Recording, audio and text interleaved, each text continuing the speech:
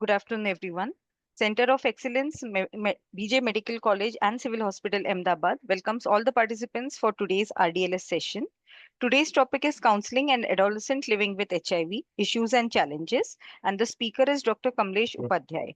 Dr. Kamlesh Upadhyay, sir, is the professor and head with the Department of Medicine and the program director with the Center of Excellence in HIV care at BJ Medical College and Civil Hospital, Ahmedabad. He has actively contributed in developing the treatment protocols for diseases like COVID-19, mucormycosis, CCHFV, leptospirosis, etc. He has more than 35 noteworthy papers published in national and international journals.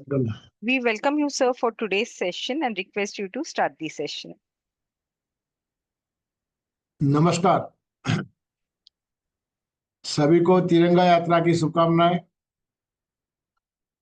सभी को देश की जो अखंडता है, देश की जो आतंकवाद के प्रति प्रतिबद्धता है, उसमें पूरा देश एकजुट होकर विश्व के सामने खड़ा हुआ है। तो सभी की हम शुभकामना देते हैं।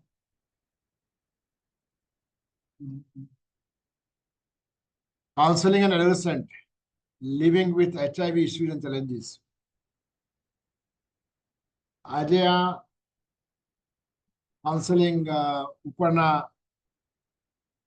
સબ્જેક્ટમાં પર્ટિક્યુલર જે કિશોરાવસ્થા છે, બાલ્યાવસ્થા પછીનો કિશોરાવસ્થા પછી યુવા, તો જે 10 વર્ષથી 19 વર્ષ જે ટીનેજ છે એમાં HIV ની સમસ્યાઓ એનું કાઉન્સેલિંગ પર આજે આપણે ચર્ચા કરશું.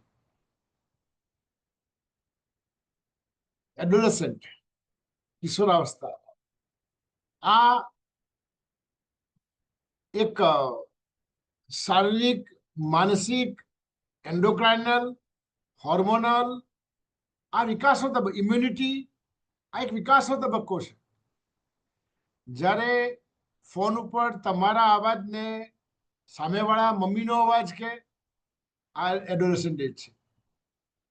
જ્યારે દર્પણમાં જોવાનું મન થયા કરે આ એડોલેસન્ટ એજ છે.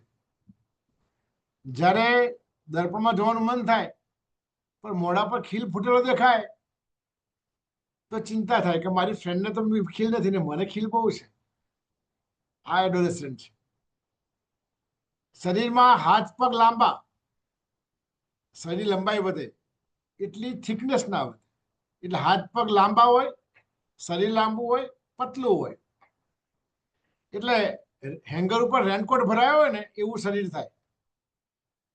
અવાજ બદલાય, અવાજનું ઘોઘરા પણ વધે અને વિચારોની જે પ્રક્રિયા છે એમાં માતા પિતાનો રોલ ઘટે અને મિત્રોનો રોલ વધે.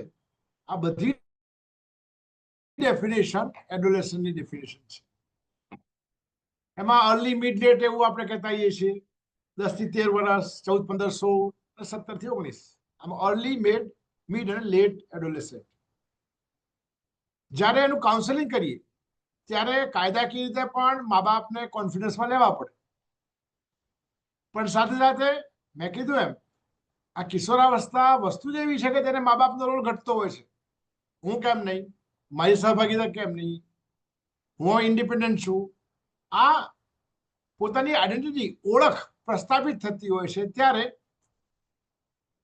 એક પોતાપણો ખાસ ઉભરી આવતો હોય છે ને. ઇફ એના આપણે રિસ્પેક્ટ ના કરીએ તો તમે મારી સાથે વાત નથી કરતા, પપ્પા મમ્મી સાથે કેમ, તો આપણે એનું પણ મન સાચવવાનું છે, કાયદાનું પણ મન સાચવવાનું છે અને મા બાપને ધ્યાનમાં રાખી અને એડોલેસન્ટ જે કિશોરાવસ્થાવાળો દીકરો કે દીકરી છે એનું આપણે ધ્યાન રાખવાનું છે. એના મનનું પણ ધ્યાન રાખવાનું છે. એ આપણેથી દૂર થઈ જાય એવું ના થવું જોઈએ. એ બહુ મહત્વનો મુદ્દો છે. એને ઘણી વખત ડર લાગે કે મારી વાત મારા માતા પિતાને ખબર પડી જશે, એનો પણ એક ડર હોય છે. તો આ બધા રીતે બેલેન્સ કરીને આપણે સેતુ બનવાનું છે એડોલેસન્ટ અને મા બાપ વચ્ચે. આ પણ એટલું મહત્વની વાત છે. બીજી મહત્વની વાત કે દીકરીઓ 1 વર્ષ પહેલા એડોલેસન્ટ બને એઝ કમ્પેર ટુ બોયઝ. એટલે 8મા ધોરણમાં છોકરી ભણતી હોય ત્યારે એમ આ ચાઇલ્ડ લાગે, એનો ક્લાસમેટ એને ચાઇલ્ડ લાગે. આ બધી પ્રક્રિયાઓમાંથી શું થઈ રહ્યું છે, શું ચેન્જીસ શું છે એની આપણે વાત કરીએ. મેં કીધું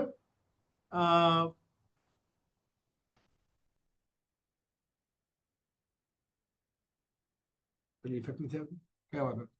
મેં કીધું એમ દીકરા કરતા દીકરીઓ કિશોરાવસ્થામાં હોર્મોનલ ચેન્જીસ એક વખત વહેલા આવતા હોય છે.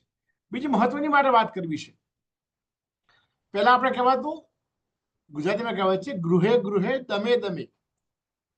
એટલે શું? વાત ગૃહે ગૃહે પહોંચી ગઈ. દમે દમે, દમ એટલે ગામડાઓમાં પહેલા આવું જ હતું કે આગલો રૂમ હોય, પાછળ રસોડું હોય, આગલા રૂમમાં બેઠક રૂમ, બે જણનું ઘર હોય, પાછલામાં રસોડું હોય અને આગલા રૂમમાં બેઠક રૂમ કહો, જમવાનું બધું ત્યાં ચાલતું હોય. રાતે સુવાનું હોય ત્યારે જે રસોડામાં જે કપલ સુઈ જાય, યંગ કપલ, તો એને દમ કહેવાય. જ્યાં ઇન્દ્રિયોનું પણ દમન કરવું પડે એવી જગ્યા, ઘરમાં માત્ર વચ્ચે બારણું હોય, પ્રાઇવસી ના હોય, તો પતિ પત્ની પણ ધીરે ધીરે વાતો કરવી પડે, તેને દમ કહેવાય. ગૃહે ગૃહે દમે દમે. તો એ સ્ટેજ હતું કે જ્યારે પતિ પત્નીએ પણ ધીરે ધીરે વાતો કરવી પડે, એકાંત મળતું નહોતું. ત્યાંથી માંડીને હવે વિભક્ત કુટુંબો બધા છે, દરેક રૂમમાં ટીવી અલગ, ઘરમાં બેઠા હોય તો લોકો મોબાઈલમાં બિઝી હોય છે અને મોબાઈલમાં શું જોવે છે એને જ ખબર હોય છે. એટલે જે વસ્તુ પહેલા આપણા ઘરમાં નહોતી આવતી એ પછી પેલા કેબલના બ્લેક વાયરથી ઘરમાં આવવા માંડી, સમાજમાં બધું બદલાવા માંડ્યું. પહેલા માત્ર સેન્સર બોર્ડ દ્વારા પ્રમાણિત ફિલ્મો જ આવતી હતી. હવે ઓટી જે ચાલુ થયા છે, બધી ફિલ્મો ચાલુ થઈ છે, એમાં સેન્સર બોર્ડ વગર પણ ફિલ્મો મુકાય છે. એમાં બોડીના પાર્ટ એક્સપોઝ કરવામાં ઓછા કપડાથી માંડીને જે બદલાવ આવ્યો છે, એના કારણે હું ચોક્કસ માનું છું કે એડોલેશનની જે ઉંમર છે હવે કાં 10 વર્ષ કરતા પહેલી પણ હવે આવવા માંડશે એવું લાગી રહ્યું છે. કારણ કે અલ્ટિમેટલી આ બધી શું જોવે છે, શું સાંભળે છે એના પર ડિપેન્ડન્ટ હોય છે. એક વાત મારી યાદ રાખજો, પીરિયડ ચાલુ થાય દીકરીને એટલે એની હાઈટ વધવાની લગભગ બંધ થતી હોય છે. એટલે જે દીકરીની આ બધી જે દેખે છે, ઘરમાં બેઠા હોય તો ટીવીમાં ઘણી વખત એવા સીન આવે કે મા બાપે ટીવી ચેનલ ચેન્જ કરવી પડે, એવો જમાનો હતો. હવે એવો જમાનો આવે છે કે ચાલે આવું તો બધા બધી સિનેમા આવતો તો ચાલ્યા કરે છે. એટલે ઘણી વખત સીન ચાલ્યા કરતો હોય, બાપ ને દીકરી બે બાજુ બેઠા સીન ચાલ્યા કરતો હોય. મારો કહેવાનો મતલબ એમ છે કે જ્યારે કુમારાવસ્થામાં જે વસ્તુ તમને છે લગ્ન કર્યા પછી ખબર પડતી હતી, એ બધી વસ્તુ પહેલા ખબર પડવા માંડી, તો બાળકોની જલ્દી કુમારાવસ્થા આવે છે. એના કારણે એની હાઈટ હાઈટ ઓછી. જે વખત પીરિયડ ચાલુ થઈ જાય તો પછી એની હાઈટ ઘટવાની બંધ થઈ જાય, સ્થિર થઈ ગઈ આટલી હાઈટ. બીજું, લગ્ન મોડી ઉંમરે થઈ રહ્યા છે, તો માસિક ધર્મ આવવું, મગજમાં સેક્સ્યુઆલિટી શબ્દ શું છે એની ખબર પડવી, અને મેરેજ પહેલા નાનપણમાં થતા. મારા પોતાના નાની માની વાત કરું તો 13 વર્ષની ઉંમરે પહેલું બાળક હતું, 13 વર્ષની ઉંમરે પહેલું બાળક હતું. જ્યારે આજે 28-30 વર્ષ સુધી મેરેજ કરતા નથી. તો માસિકનું આવવું, પોતાના હોર્મોનના રિલીઝ થવા અને મેરેજ, આ બેની વચ્ચેનો સમયગાળો વધી રહ્યો છે. દીકરીઓને ભણવું છે, એના કેરિયરની વાત છે, પહેલા સેટ થઈએ પછી લગ્ન, પુરુષ સ્ત્રી બંનેમાં આવું થઈ રહ્યું છે. ત્યારે સંયમના વર્ષો વધી રહ્યા છે. ત્યારે આ બધી વસ્તુઓ જ્યારે આપણે જ્યારે HIV વાયરસ ડીલ કરી રહ્યા છે, ત્યારે આ બધી વસ્તુઓ આપણા માટે ઇમ્પોર્ટન્ટ છે. અમે અમારા સેન્ટરમાં લખ્યું સંયમ સદા સહાયતે, એ લોકો સાથે કામ કરીએ છીએ. સંયમ સદા સહાયતે. આજે એવો કાળમાંથી આપણે પસાર થઈ રહ્યા છે કે આપણી કિશોરાવસ્થાના જેટલા પણ કિશોર ભાઈઓ બહેનો છે, બધા જ ની વચ્ચે સંયમના વર્ષો વધારે એમને જાતે સંયમ રાખવો પડે એવા દિવસો આવી ગયા છે. સામે વાતાવરણ જુદું છે, એના કારણે થઈને ક્યારેક ક્યારેક જે આવી સેક્સ્યુઅલ એક્ટિવિટીમાં પણ ઘણી વખત આગળ વધી જતા હોય છે. એટલે આ વાતાવરણ બદલાયું છે ત્યારે આ બધી પરિસ્થિતિઓ આ HIV ટ્રાન્સમિશન માટે ઘણી વખત સુલભ થઈ રહી છે. સમગ્ર દેશમાં લગભગ 22% જેટલા, એટલે દર 5માંથી 1 કિશોર છે. 22% વસ્તી જે આપણી જે છે એ ભારતનું પોપ્યુલેશન એડોલસન્ટ છે. એટલા માટે આ સમસ્યા આવનારા દિવસોમાં આપણને વધુ ધ્યાન રાખવું પડશે. જેટલા પણ આપણા કાઉન્સેલર છે, કાઉન્સેલર એટલે માત્ર કાઉન્સેલરનો જોબ નથી, ડોક્ટરથી માંડીને પટ્ટાવાળાથી સુધી દરેકને આપણે આપણા સેન્ટરમાં આ બધી વસ્તુઓ વાત કરતા રહીએ એ જરૂરી છે. એટલે આ જે ગ્રોથ પીરિયડ છે એમાં ફિઝિકલ, સાયકોલોજીકલ, સેક્સ્યુઅલ ડેવલપમેન્ટ થતું હોય છે. એના કારણે થઈને they are more vulnerable for the HIV infection. બે પ્રકાર, જે ફિઝિકલ ચેન્જીસ કયા કયા થાય છે મેં જેમ વાત કર્યું એમ, એનો બોડી ગ્રોથ એકદમ ફાસ્ટ થવા માંડે. મેં કીધું એમ, જે હેંગર ઉપર રેનકોટ લગાવે એવું શરીર થઈ જાય. દાઢી મૂછ ફૂટવા માંડે અને સ્વેટ ગ્લેન્ડ્સ જે છે એ એટલે બગલમાં વાળ હોય ત્યાં મૂછના ભાગમાં પ્યુબિક હેર્સ આવે. એનો પરસેવાની એક પરસેવાને અને સ્મેલને અને સેક્સ્યુઆલિટીને એક સીધો સંબંધ છે. આ બધી વસ્તુ ડેવલપ થઈ રહી હોય છે. મસલ્સ ડેવલપ થતા હોય, દેન અવાજ બદલાય, એના બોડી પાર્ટ્સ વધે, સ્પર્મનું પ્રોડક્શન થાય. એવું જે દીકરીઓમાં માસિક આવવા માંડે, બોડી વેટ ગેઇન બધાને થાય, સાથે બ્રેસ્ટ એન્ગર્સ થવા માંડે. અને એના જે પીડાનો ભાગ છે, પેલ્વિક બોન છે, એનો પણ વિકાસ થવા માંડે, જેના કારણે થઈને આ પ્રેગ્નન્સીની વાતો આવે ત્યારે એનો આ બધી તૈયારીના બધા ભાગ છે. તો કિશોરાવસ્થામાં બધા બોડી ચેન્જીસ થતા હોય છે. એ સાથે ફિઝિકલ ચેન્જીસ સાથે ઇમોશનલ અને બિહેવિયર ચેન્જીસ પણ આપણને એડોલસન્ટમાં જોવા મળતા હોય છે. સેકન્ડરી સેક્સ્યુઅલ કેરેક્ટર, રેપિડ ગ્રોથની વાત કરી, વોઇસ ચેન્જની વાત કરી. ઇમોશનલ સ્ટેજમાં મૂડ સ્વિંગ બહુ આવતા હોય છે, ઇમ્પલ્સિવ થઈ જાય છે, એક નાની વાત પર અડી જાય તો અડી જાય. ઘણી વખત એનો પોતાનો એક એપિયરન્સ પિયર પ્રેશરના કારણે ટેટુના ચિત્રામણ કરાવવા, ત્યાંથી માંડીને હેરસ્ટાઇલ, કોઈ સ્પેસિફિક સાઈડની હેરસ્ટાઇલ કરવાની, અને પોતાના નામ બદલી આવે. નામ એનું સુખો નામ હોય, એમાંથી સનમ નામ ચેન્જ કરી નાખે છે, નામના ટેટુ ચિત્રાવે છે. તો આ બધી વસ્તુઓ પણ ક્યારેક ક્યારેક આ ઇમ્પલ્સિવ બિહેવિયર, મૂડ સ્વિંગમાં કોઈ ખભો મળી જાય તો ખભો શોધવાની ટેવ પડે, તો કોઈ રડવા માટે કોઈ ખભા શોધવાની ટેવ પડે, એમાંથી ફિઝિકલ નીચે નજીક આવી જાય ને સેક્સ્યુઅલ હાઈ રિસ્ક સેક્સ્યુઅલ પ્રેક્ટિસમાં પણ એ લોકો ઘૂસી શકે. સો પોટેન્શિયલી આ વનરેબલ એજ છે, અને એમાં કોઈક એવું વાતાવરણ મળી જાય તો આ જે હાઈ રિસ્ક બિહેવિયર જેટલા પણ એચઆઈવીના છે એમાં ઘૂસી જવાની શક્યતા એની વધારી રહેતી હોય છે. જેમ 10 વર્ષથી આપણે 19 વર્ષ કીધા, તો જેમ વર્ષો વધે એમ એચઆઈવીના હાઈ રિસ્ક બિહેવિયરની પોસિબિલિટી વધતી જાય છે. આ પણ એટલું મહત્વ આપણે એટલે એક 11 વર્ષનો કિશોર છે અને બીજો 18 વર્ષનો છે, તો બેમાંથી કોની પોસિબિલિટી વધારે એચઆઈવી હાઈ રિસ્ક બિહેવિયરમાં જવાની? તો કે ભાઈ 18 વર્ષવાની વધારે. આ પણ એટલી વાત છે. જે બિહેવિયર ચેન્જીસ આવે છે એમાં પણ સેલ્ફ કોન્શિયસનેસ, મારી આઈડેન્ટિટી, હું કોણ, એ સેલ્ફ કોન્શિયસનેસ, પોતાની જાત પ્રત્યે, પોતાના અભ્યાસ પ્રત્યે, પોતાના દેખાવ પ્રત્યે, હું બહાર નીકળું તો લાગવું જોઈએ, રોલો પડવો જોઈએ, સ્ટાઇલ મારવી પડે. Bike is secondary sexual character. હા, મા બાપ પાસે દેવું કરે પણ બાઇક લે, બાઇક જોઈએ, બાઇકમાં પાછું બધા ભૂમ ભૂમ, હવે ધૂમ બાઇક આવ્યા છે. આ બધા એના મનને, એના ઈગો જે ડેવલપ થાય છે, ઈગોને સંતોષ કરવા માટેનું આ જે સ્ટેજ છે એડોલસન્ટ સ્ટેજ છે. એટલે હવે પોતાના મારી આઈડેન્ટિટી, આ વાત પર જોર લગાવવા જાય છે. હજુ એટલું નોલેજ હોતું નથી, મેચ્યોરિટી હોતી નથી, અને એટલા માટે પિયરમાં અંદર પણ ક્યાંક ઝઘડા કરી બેસે છે, સાચી વાત સમજે નહીં, મેચ્યોરિટી ના આવે. સો આ બધી વસ્તુઓ, આ બેઝિકલી એ છે stage of confusion.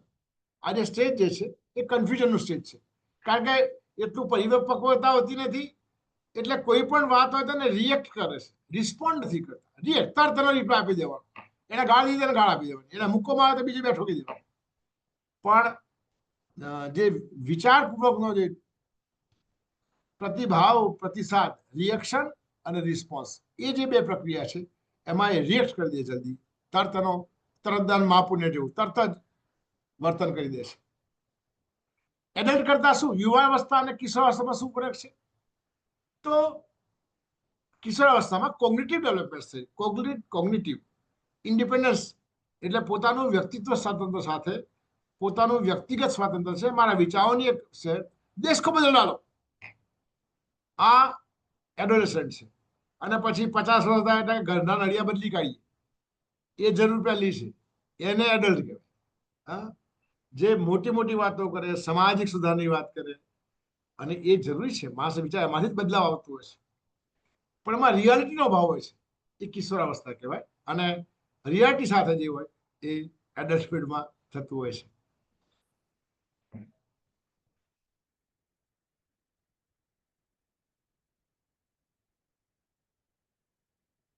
Adolescent with HIV બે પ્રકારના છે. એક તો માતાના એચઆઈવી પોઝિટિવ માતાના કુખેથી જન્મ મળ્યો અને પછી એચઆઈવી થયું, અથવા એડોલસન્ટમાં જન્મ વખતે નહોતો પણ પોતાનો એડોલસન્ટમાં બિહેવિયર એવું છે, હાઈ રિસ્ક બિહેવિયર છે, એના કારણે બે પ્રકાર છે, સેક્સ્યુઅલ રૂટથી અથવા ઇન્ટ્રાવિનસ ડ્રગ એબ્યુઝ કરતા હોય તો એમાંથી બે રસ્તે પણ એચઆઈવી લાગતું હોય છે. તો એડલ્ટ છે, સોરી, કિશોર છે, છોકરો છે કે છોકરી છે, પણ એચઆઈવી જો એને જન્મથી મળ્યો હોય, અને જે વ્યવસ્થિત જન્મથી મળ્યો, આ ડ્રાઈવર છે, જન્મથી હશે તો આ મેં કીધું એમ ઇમ્યુનિટીનું ડેવલપમેન્ટનું સ્ટેજ છે. એટલે બાળકનો એને બચપનથી એને એચઆઈવી વાયરસ ઘૂસેલો છે. એટલે સૌથી પહેલા પીડિયાટ્રિશિયન જે ડોક્ટરો છે એ લોકો જો એ જે બાળકને સાજુ માજુ થાય ને બતાવતું હોય, અથવા એઆરટી સેન્ટર જે છે જ્યાં આ સારવાર ચાલતી હોય છે, તો એ એઆરટી સેન્ટરના ડોક્ટર એ જો સેન્સિટિવ હશે તો દર વખતે પૂછશે બાળકનું ટેસ્ટિંગ છે કે નહીં, એ જોઈને તને બોલાવીને કન્ફર્મ કરશે ટેસ્ટ થયું છે કે નહીં. તો પીડિયાટ્રિશિયન પ્રાઇવેટમાં હોય કે એઆરટીસીનો ડોક્ટર હોય કે પ્રાઇવેટમાં જનરલ પ્રેક્ટિસ સર્જરી બાજુમાં રહેતો હોય, એ સેન્સિટાઇઝ હશે તો અર્લી એચઆઈવી પકડાશે. આ બહુ મહત્વની વાત છે, કારણ કે એક વખત બાળકને બચપનથી જન્મ સમયથી અને એચઆઈવી હોય એટલે જો વિકાસની વાત હોય, એમાં ન્યુટ્રિશન આવે, એનો એચઆઈવીનો ગ્રોથ વધારે હોય, આ ઉંમર જ ઇમ્યુનિટી ડેવલપમેન્ટનો છે. એટલે ઇમ્યુનિટી ડેવલપમેન્ટ સ્ટેજમાં એચઆઈવી વાયરસ અંદર વાયરસ ઇન્ફેક્શન હોય તો એ દર્દીનું એચઆઈવીનું ગ્રોથ ફાસ્ટ થાય, વાયરસનો, નંબર 1. નંબર 2, એમાં ઓપોર્ચ્યુનિસ્ટિક ઇન્ફેક્શનની થવાની પોસિબિલિટી વધારે થાય. એનો શરીરમાં રોગ હોય, જેમ એચઆઈવી એક ક્રોનિક ઇલનેસ છે, જેમ ટ્યુબરક્લોસિસ ક્રોનિક ઇલનેસ છે, ડાયાબિટીસ, બ્લડ પ્રેશર, એચઆઈવી પણ ક્રોનિક ઇલનેસ છે. એટલે બોડીમાં ઇન્ફ્લામેશન કન્ટિન્યુઅસ રહ્યા કરતો હોય, એના કારણે થઈને બાળકનું વજન ન વધે, માઇલસ્ટોન બરોબર ના આવે, એનું મગજનું ડેવલપમેન્ટ બરોબર ના થાય, એ ભણવામાં બરોબર ના હોય, મા દ્વારા તો નિશાળમાં ના જાય. તો જે જન્મથી બાળક એચઆઈવી પોઝિટિવ છે એ બાળકની વાત આ છે, જ્યારે જે જન્મથી નહોતો પણ એડોલેસન્ટ એજમાં આવ્યા પછી એના બિહેવિયર, સેક્સ્યુઅલ બિહેવિયર અથવા ઇન્ટ્રાવિનસ ડ્રગ એબ્યુઝ, આ બે કોમન રસ્તા છે. એના કારણે કોઈ જો એચઆઈવી થાય તો એમાં એટલો બધો પ્રોગ્રેસ ફાસ્ટ હોતો નથી. નંબર 1, ન્યુટ્રિશન ડેવલપ થઈ ગયું હોય પછી એને એચઆઈવી લાગ્યો છે, એટલે એનું વજન બરોબર હોય, એમાં ફાસ્ટ ગ્રોથ એચઆઈવીની જે જર્ની છે એ બહુ ફાસ્ટ ના થાય, શરીર એનું બરોબર રહે, તંદુરસ્તી બરોબર રહે, મસલ ડેવલપમેન્ટ બરોબર હોય, ન્યુટ્રિશન પણ બરોબર હોય, ઇમોશનલી પણ બરોબર હોય.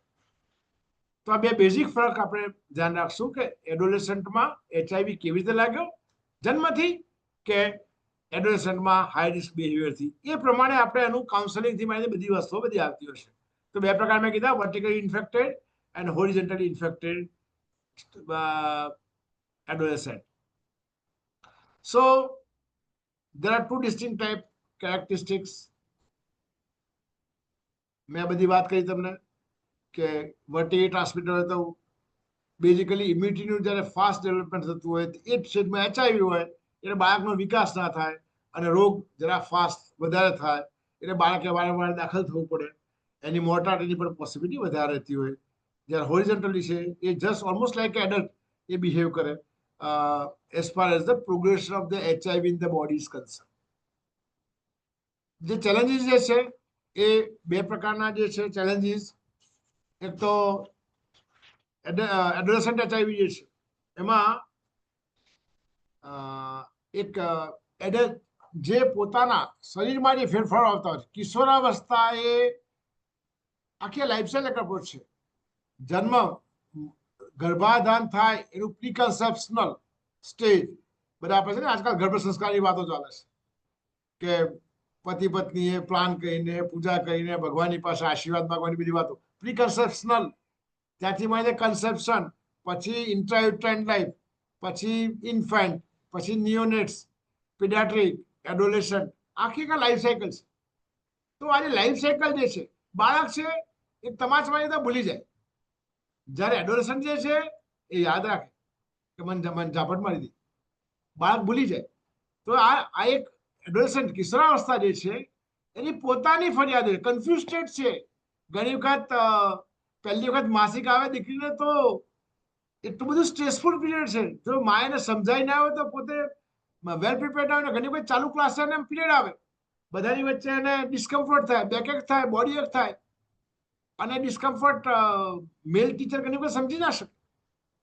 તો જે કિશોરાવસ્થાના પોતાના ફેરફારો શરીરના છે, મનના ફેરફારો છે, ઇરિટેબિલિટી છે, એની એક સમસ્યા.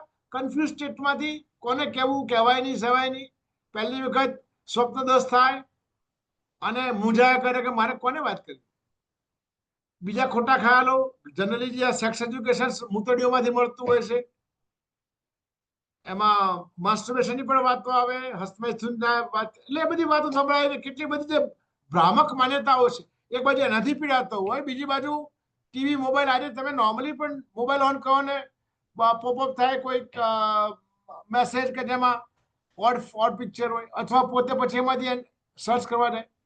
તો એક બાજુ એડલ્ટ્સના પોતાના ચેલેન્જીસ છે, એમાં જો HIV નો રોગ હોય, ઇન્ફેક્શન હોય ને, તો ન કહેવાય ન સેવાય એવી પરિસ્થિતિમાં એને ભણવા જવાને વખતે દવાખાને બતાવવા કરવું પડે, બ્લડ રિપોર્ટ કરાવવા પડે. મિત્રોને જો ક્લાસમાં કહેલું ના હોય, ડિસ્ક્લોઝ થાય નહીં, અને એને સ્ટિગ્મા રહ્યા કરતો હોય કે હું ડિસ્ક્રિમિનેટ થઈ જઈશ, બીજા અલગ થઈ જઈશ. આની પણ એક મિત્રોની હાજરીમાં ખબર પડે કે મારા મિત્ર HIV છે. આ બધી સમસ્યાઓ, એટલે બાળક શરીર સાથે nutrition, development of the body, ત્યાંથી માંડીને મન, તન અને મન બંનેથી બાળક આઈ મીન કુમારાવસ્થા છે, એ કિશોરાવસ્થા છે, એમાં એ બધી બાજુથી પીડાય છે. એટલા માટે એને એક સ્પેશિયલ કેરની જરૂર પડે, એને શાંતિથી બેસાડવું પડે, એને સાંભળવું પડે. આપણને લાગે આ વાતમાં શું દમ છે, પણ એના માટે બહુ ગંભીર પ્રશ્ન છે. કહી ના શકે, પ્રાઇવસી જોઈએ. એને પહેલી વખત જયારે સ્વપ્નદોષ થાય, ઇન્જેક્શન થઈ જાય સ્પોન્ટેનિયસ, ત્યારે એના મનમાં પીડા ચાલતી હોય છે. કોઈ તેને કહેવું પડે કે બેટા નોર્મલ છે, now you are adult, enjoy this, enjoy the festival. એ વાત એને કહેવી પડે, આ નોર્મલ વસ્તુ છે. ત્યારે એ જો સાયન્ટિફિક કાઉન્સેલિંગ કરવા વાળો માણસ બરોબર ના હોય, તો એ મિત્રો દ્વારા જે કોઈ અધકચરું ગામ હોય, એક કલ્પના કરો, સાવ ગામડામાં કોઈ બે મિત્રો એકબીજાને સલાહ આપે છે, જેને કશી ખબર નથી, તો મિત્ર કરી એની જ વાત માનવાનો છે. પિયર પ્રેશરનું પ્રેશર વધારો.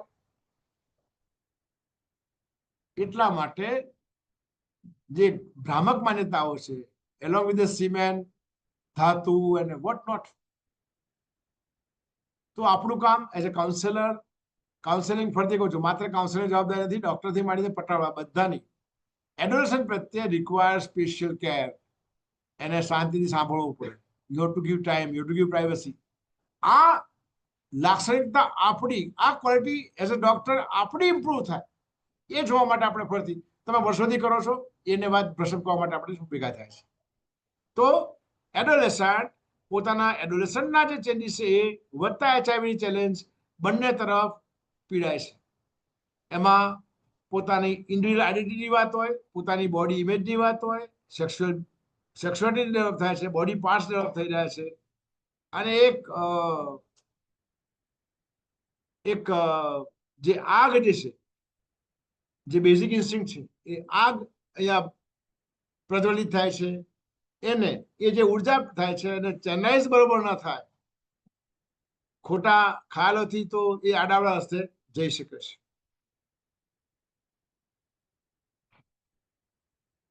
જ્યારે અગાઉ વાત કરીએ એમ, વર્ટિકલી ઇન્ફેક્ટેડ જે એડોલેસન્ટ હોય, એમાં ફિઝિકલ ગ્રોથ પુઅર હોય, પ્યુબર્ટીની ડિલેડ આવે, ઇમ્પેર્ડ બોન ગ્રોથ હોય, એટલે હાઇટના ઓછા હોય, સ્કૂલમાં એનું ભણવાનું બરોબર ના હોય, મેટાબોલિક કોમ્પ્લિકેશન્સ, ઘણી વખત બચપનથી દવાઓ ખાવી પડતી હોય, તો એના કારણે થઈને લિપિડ્સ ને બધા એબનોર્મલ રહી શકે.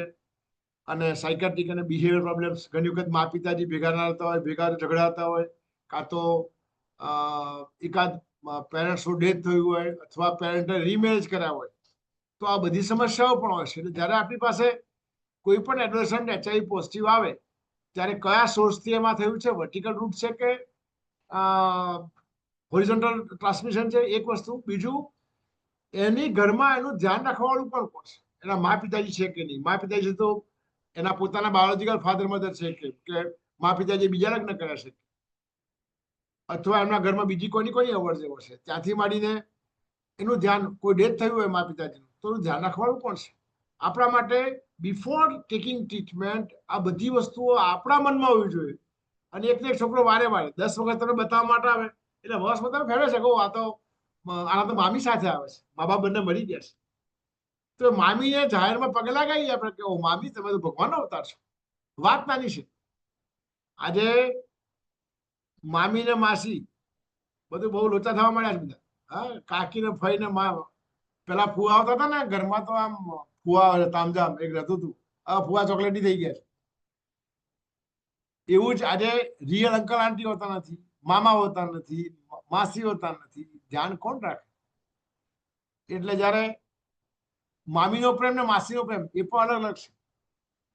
એટલે કોઈ મામી અનાથ બાળકનું ધ્યાન રાખે તેને પગે લાગજો કે માં તું કેટલી તું આ બાળક, તમે એકને પગે લાગશો તો એ બાળક વધારે ધ્યાન રાખશે. એટલે જે રિલેટિવ જે છે એમાંથી કોણ ધ્યાન રાખે છે એને આ મોટા ભાવ બનાવવાની વાત નથી. પણ કોઈ પણ માણસ જયારે કામ કરે છે ત્યારે કોઈ રિકોગ્નિશન મળે, ઓહ સાહેબ ધ્યાન રહે છે કે સાહેબના મનમાં મારા માટે આટલો બધો ભાવ છે, તો એ તમારા એ કેરટેકરના જે ભાવ છે એના કારણે થઈને એ બાળક જે એડોલેસન્ટ છે એનું વધારે ધ્યાન રાખશે. આપણું કામ એ કુટુંબમાં પ્રેમ વધે એનું છે, એ આપણી જવાબદારી છે. We are paid for that. તો માત્ર દર્દી સાથે જ્યારે સંવાદ કરીએ આ બધી વસ્તુ આપણે એને, તમે તમારા સેન્ટરમાં જોડો હવે 4-5 માણસો છે કે તમે નામથી બોલાવી શકો. એ જ મામીને મામી મામી કેમ છો, મામી આખા સેન્ટરની મામી થઈ છે. એ ભાવથી ને બોલાવીએ તો દેખો આપણને ભાવ મળે છે. બીજી વખત હોંશે હોંશે આવે. આપણા વાતોથી વ્યક્તિ દર્દી હોય કે સગા હોય હોંશે હોંશે આવવાનું મન થવું જોઈએ. રાહ જોતા હોય કે દવા પૂર્યા તો હું સેન્ટર પર જાઉં. આ ભાવ આપણે આપણા સેન્ટરો ક્રિએટ કરશું તો દવા સાથે મન મળે છે ત્યારે દવાની અસર પણ સારી આવે છે. આ શ્રદ્ધાની વાત છે. આ બધી ફેક્ટર આપણા કાઉન્સિલિંગમાં, એટલે એને પોતા પણ લાગવું જોઈએ. અહીંયા એને માત્ર કામે બોજ ના લાગવું જોઈએ. આ ઇન્વોલ્વમેન્ટ છે. આપણું ઇન્વોલ્વમેન્ટ જ્યારે આ સ્ટેજે પહોંચે છે, એની પીડા આપણી પીડા સમજીએ છીએ ત્યારે આ બધી વસ્તુ આપણને, પછી આપણે મળશું ઘણા અમુક પેશન્ટ છેલ્લે જ આવે. એમાં 4 જણા એવા છે કે તમે છોકરી સેન્ટરમાં ચેક કરવા માટે આવે છે, એવા છે, એવા નંગ હોય છે બધા પેશન્ટ એવા હોય. પણ આપણે આપણો ભાવ આપણો સમય ગાળો છે તો એની યાર એવું વર્તન કરીએ આપણે કે એનું વર્તન બે રીતે પીડાય છે, ફિઝિકલ ચેલેન્જીસ વધતા રોગના ચેલેન્જીસ. તો એ બીમાર છે, આપણે બીમાર નથી. તો એનું વર્તન ગમે તે હોય એ આપણે પર ગમે એટલો ગરમ થાય, we have to cool down at our level. આ ઇમ્પોર્ટન્ટ છે. તો કરતા રહીએ આ બધી વસ્તુ, કારણ કે એના માટે નાની નાની વસ્તુઓ છે. એને આખા સેન્ટરમાં જેટલો પણ સ્ટાફ હોય એના અહીં તમને મળવાનું મન થવું જોઈએ. હા, એને થવું જોઈએ તમારે જેવા વાળ કપાવવું જોઈએ. અમારે એક છે કાઉન્સિલર, તો બધાને કે માર તો જખનાબેન જેવા કપડા લઈ આવે, જખનાબેન જેવા વાળ કપાવે. પછી મારા બીજા એક કાઉન્સિલર છે પણ એમને વાળ જરા ઓછા છે એટલે પછી સ્ટાઇલ નહીં કરતા, પણ એને બનવાનું મન થાય છે. વાત આ જેટલા લોકો સાંભળી રહ્યા છે એ બધાનું અહીંયા આમંત્રણ આપું છું. સિરસમાં અમદાવાદના હેડ સેન્ટરમાં આવો અને આખો દિવસ રહો. ખાવા પીવાનું બધું આપણી હારે. આ ભાવ જે સેન્ટરમાં આટલા વર્ષોમાં અમારી પાસે બીજા સેન્ટરથી પણ અહીંયા આવે છે, એ માત્ર દવા નથી. સિરસમાં અમદાવાદના કોઈ વખાણની વાત પણ નથી કરતો, આ સચ્ચાઈની વાત કે દર્દીઓ પ્રત્યેનો લગાવ, એની પ્રત્યેનું વર્તન. આ आओ मेरेडिका है, मेरेडिका आओ, खुद जान जाओ. एक बार आओ तो खरा, कुछ तो दिन गुजारिए हमारे सेंटर. बात बस करता रहिए. જે હોરિઝોન્ટલી ઇન્ફેક્ટેડ બેઝિકલી બચપનથી પ્રોબ્લેમ નહોતો, પણ કશુંક ઘરમાં એવું છે જેના કારણે ફરતી વાક્યાત રાખવાનું, એડોલેસન્ટ સ્ટેજમાં મા બાપનું વજન ઘટે, મિત્રોનું વજન વધે. એ મિત્રો કેવા મળે છે એના આધારે બાળક ઘણી વખત સેક્સ્યુઅલ બિહેવિયરમાં, માલ પ્રેક્ટિસીસમાં, ત્યાંથી માંડીને ડ્રગ ઇન્ડ્યુસ ડ્રગ એબ્યુઝમાં ઘૂસી જતા હોય છે. તો મારું છોકરું વેળાસર ઘેર આવ્યું કે નહીં, તો જ્યારે આપણે કેરટેકર સાથે ચર્ચા કરતા હોઈએ ત્યારે આ વસ્તુ ધ્યાન રાખવી પડશે કે એનું બિહેવિયરમાં કઈ છે. બાથરૂમમાં મોબાઈલ લઈને વધારે સૂતો રહેતો હોય, બેઠો રહેતો હોય, ટોયલેટમાં ફ્રીક્વન્સી, ઘરમાં એક જ ખૂણો હોય કે જ્યાં પ્રાઇવસી મળતી હોય, રાત્રે ગોદરું ઓઢીને અંદર મોબાઈલ જોતા હોય, બધી વસ્તુનું એને પ્રેમથી મા બાપને ખબર ના હોય તો આપણે કહેવું પડે. ઘણી વખત તમારી દીકરી ક્યાં ભણે છે ગામને ખબર પડે પછી તમને ખબર પડે. આ સચ્ચાઈ છે. આજે ઉડતે પંજાબ જેવું, ઉડતે ગુજરાત, એટલું બધું ડ્રગ્સ પકડાય છે અત્યાર સુધી આપણું બાળક. પણ બાળકનું એબનોર્મલ બનતર, એકલું રહેતું હોય, અલુફ રહેતું હોય, ચિંતામાં રહેતું હોય, એના ઘરમાં ઓછું ગમતું હોય, બહાર જતા મન થતું હોય, મિત્રો ભેગો મોડા સુધી રાત સુધી રખડ્યા કરતા હોય, એ દીકરો કે દીકરી, is time to understand something is abnormal. એમાં એની જાસૂસી કરશો તો તકલીફ પડશે. હવે તો એપ પણ આવી ગયા છે, તું ક્યાં ફરે છે બતાવ ભાઈ, તારું લોકેશન મોકલી દે મને. પણ એ પછી એના અહંકાર ગવાય છે. ઘણા ફેમિલીના ગ્રુપ આવે છે, તમારું સંતાન ક્યાં ફરે તમને ખબર પડી શકે, પણ એક અવિશ્વાસની વાત છે. અવિશ્વાસની વચ્ચે માત્ર વિશ્વાસ રાખી છે તો ઘણી વખત બાળક ફસાઈ જાય છે. બાળક સાથે વાત કરતા રહેવાનું. અને મેં પર્ટિક્યુલરલી એચઆઈવી બાળકના મા પિતાજી મરી ગયા હોય, ઘરમાં કોઈ જયારે કોઈ કહેવાળું ના હોય, ત્યારે બચપનથી એચઆઈવી છે ને જેવું આગળ વધે એમાં ઘણી બધી પોતે જેવી એની સેક્સ્યુઅલ લાઈફ ચાલુ થાય, ડેવલપમેન્ટ થાય, એ સ્ટેજથી ઘણી વખત હાઈ રિસ્ક બિહેવિયરમાં ઘૂસી જાય એવું બને. કોઈ ટોકવા વાળું નથી.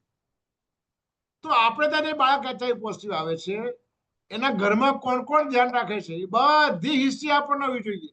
અને જેટલું એ જો સાથે આવતા હોય તો સાથે સમય આપીએ, નહીં તો એ બે સાથે આવે તો બંને વચ્ચે બોન્ડિંગ વધે એવા પ્રયત્ન કાઉન્સલર તરીકે હોવા જોઈએ આપણા. અને અલગ અલગ આવતા અલગ અલગ વાત કરવી પડે, યાદ રાખીને કરવી પડે કે છોકરો કાં તો 5 તારીખે આવે, પોતાનો સગવાળો એની દવા લેવા માટે આવ્યો તો મોડો આવ્યો, મા બાપ આવ્યો મોડો આવ્યો, તો એને કહેવું પડે કે દીકરા માટે આટલું ધ્યાન રાખવાની જરૂર છે. અને પાછું કહેવાનું કે એમ ના કહેતા કે મને ઝંખનાબેને કીધું, નહીં તો ઝંખનાબેન પ્રત્યે બીજી કોઈ સાચી વાત નહીં કરે. તો આ જે આર્ટ છે એ બહુ મહત્વની વાત છે કે સાચી વાત કમ્યુનિકેટ પણ થઈ જાય, એકબીજા પ્રત્યે એની મર્યાદા પણ રહે, અને બાળક આગળ વધતું ના જાય અને આગળ જતું રહ્યું હોય એવી સેક્સ્યુઅલ પ્રેક્ટિસમાં કે આવી ડ્રગ એબ્યુઝમાં, તો ત્યાંથી એને ક્યાંક રોકી શકે. આ જરૂરી છે. બાળકનું અગ્રેશન જો વધારે થતું હોય તો જ્યાં જોવું પડશે અગ્રેસિવ બિહેવિયર. હમણાં 1-1.5 વર્ષ પહેલા પારડીમાં બાપે દીકરાને મારી નાખ્યો અને પોલીસે સ્ટેટમેન્ટ આપ્યું કે મેં ના મારી નાખ્યો તો મને મારી નાખ્યો. Even drug abuse, it's a craving, it is not just alcohol, it is not just tobacco, it's a drugs. Craving થાય, ક્રેવિંગ માટે ગમે એ કરવા માટે છૂટ્યું. તો આ બધી વસ્તુઓ આવી ડ્રગ એબ્યુઝ માટે આપણે એના સ્થળ પર જ્યાં નશો કરે ત્યાં ડિસ્પોઝેબલ સિરિંજ પહોંચાડીએ છીએ. એટલીસ્ટ એટલું તો એનો રિસ્ક ઘટે રિપીટેડ ઇન્ફેક્શન. એકાદ વખત જેટલા પણ સેન્ટરના મિત્રો જે મને સાંભળી રહ્યા છે, એકાદ વખત સ્થળ પર જઈને જો એઝ એ સાદા કપડાં તો પોલીસ વાળા વળી પાછા ભેગા થઈને મારે, પણ સાદા કપડામાં જે આપણા એનજીઓ કામ કરીને સાથે તમે જાઓ. સો આ ચેલેન્જીસ બધાએ વિચારવા પડે. એની સાથે માહી પડ્યા તે માહે પડ્યા તે માસુક માણે. તમે એચઆઈવી વાયરસ જે છે એને તમે દિલથી સમજવાની કોશિશ કરશો, એની સમસ્યા સુધી જશો, તમારે દિલને લગાવવું પડે એની પીડા મારી પીડા છે, તો તમે સાચું કાઉન્સેલિંગ કરી શકો, સાચી વાત કરી શકો, એની પીડા સમજો. આ રસ લેવો ઇમ્પોર્ટન્ટ વાત છે. દરેક બાળકનો, દરેક કિશોરનો અલગ અલગ પ્રશ્નો છે, અલગ અલગ સમસ્યાઓ છે. તો એનું મેન્ટલ, ફિઝિકલ, ન્યુટ્રિશનનું ધ્યાન કાઉન્સેલિંગ બધે કહેવું પડશે. એના ઘરની આવક આપણે તો લખી દઈએ, ડાયટિશિયન લખી દઈએ કે ભાઈ ફ્રૂટ્સ ખાઓ ને આટલું પ્રોટીન ખાઓ ને, એના ઘરમાં આવક કેટલી? તો મારો પહેલો પગાર આવ્યો આ વખતે, એમાંથી હું 5,000 રૂપિયા આપું છું ડોનેશન તરીકે આ એચઆઈવી પોઝિટિવ બાળકના કેડોસરના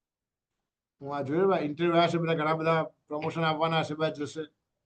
પણ ક્યાંય ને ક્યાંય જાઓ તો વાંધો નહીં, તમારું જે ઓરિજિનલ સેન્ટર હોય ત્યાં જઈને એક ખીલો રાખજો કે આ 25 બાળકોની જવાબદારી મારી. જ્યાં તમારો વિકાસ, તમે તમારા સેન્ટરના 25 બાળકોમાંથી ગુજરાતના 500 બાળકોના વિકાસ તરફ જઈ રહ્યા હોય, ધ્યાન રાખવા તરફ જઈ રહ્યા હશો તો 100% છે. પણ ફાઇલોમાં ધ્યાન રાખવું ને, એક બાળકને ફાઇલોનો મતલબ નથી, એને પોલીસનો મતલબ નથી. એને તો મને ડિસ્કસ કર્યું ત્યારે મારી જખનાબેન ક્યાં, એના મનનો પ્રશ્ન છે. સબકો સન્મતિ દે ભગવાન, વાત હશે.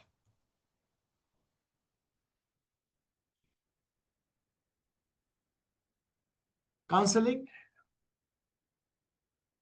બાળકને કરતા, મેં કીધું એડલ્ટ કરતા એડોલેસન્ટમાં ડાયગ્નોસિસ પચાવવું બહુ ડિફિકલ્ટ સ્ટેજ હોય છે. ચાલો, તો મેં કીધું પેરેન્ટ્સ અથવા ગાર્ડિયન જે હોય એ લોકોનો ડિસિઝનમાં હજુ પણ દે આર લીગલી ઓલ્સો, એને કશું, માનો કે કોઈ એડોલેસન્ટને કંઈ ઓપરેશન કરવાનું થાય તો પરમિશન પેરેન્ટ્સની લેવી પડે. એક નાનું આઈડેન્ટિટી કરવાનું તો પેરેન્ટ્સની પરમિશન લેવી પડશે. તો પેરેન્ટ્સનો રોલ ઘટતો નથી, પેરેન્ટ્સને ડિસ્કસ કરવું નથી ઘણી વખત, અથવા એક રોગ પાછળનો જે પીડા રહેલી છે એ બધી વાતો બાળક માટે, એડોલેસન્ટ કિશોરાવસ્થા માટે એ ક્રાઇસિસ છે. એટલે એ વખતે એને વધારે જરૂર પડે છે અને એનું ધ્યાન રાખવાની આપણી જવાબદારી છે. પણ વાત મા બાપ કે એડોલેસન્ટ, પેલી જવાબદારી આપણી એડોલેસન્ટ માટે છે, એ ઇમ્પોર્ટન્ટ છે. મા બાપને વાત કરવાની છે, પણ એ બેની વચ્ચે પણ બહુ થીન લાઈન છે. જે વાત તમે એડોલેસન્ટ પાસે જાણી, બધી બાપને કહેતા પહેલા બાપની માનસિકતા કેવી છે, ઘેર જઈને પેન ઝાપટ મારે તો એ આપણને ખબર ના કહેવાનું. એટલે મા બાપનું પણ દીકરાની વાતો ખબર પડશે તો મા બાપનું વર્તન કેવું હશે. આપણે બેની વચ્ચે બ્રિજનું કામ કરવાનું છે. બધી વાતો તરત જ કહી દેવી જરૂરી નથી. એક સિટિંગમાં બધો પેશન્ટ પર ખુલ્લો થઈને વાત કરે એ શક્ય જ નથી. જેટલો તમારો રેપો સારો એની સાથે, એને ભાવ આવે, હું ગમે કહીશ ને તો વાંધો નહીં આવે, આ શ્રી કૃષ્ણ શરણમમાં, આના શરણમાં મને બધી વાત કરશે. That is a quality of counsellor. એ કાઉન્સેલિંગ તમારું જો મન થયું તમને કહેવાનું, તમે અડધું બેટલ જીતી ગયા. એટલે મા બાપને પણ તમે વાત કરો, અથવા કેર ગીવર કે જે ધ્યાન રાખતા હોય બધાને, બધી વાત એની ભાઈ ઘેર જઈને કહી ના દેતા. ધીરે ધીરે કહેવાય. કીડી હોય એના પર લાડવા મૂકો તો કીડી મરી જાય, પણ એમાં ભભરાઈ દો તો એ જ લાડવો જીવન થઈ. એટલે ક્ષમતા પ્રમાણે એને પીરસવું એ ઇમ્પોર્ટન્ટ વાત છે.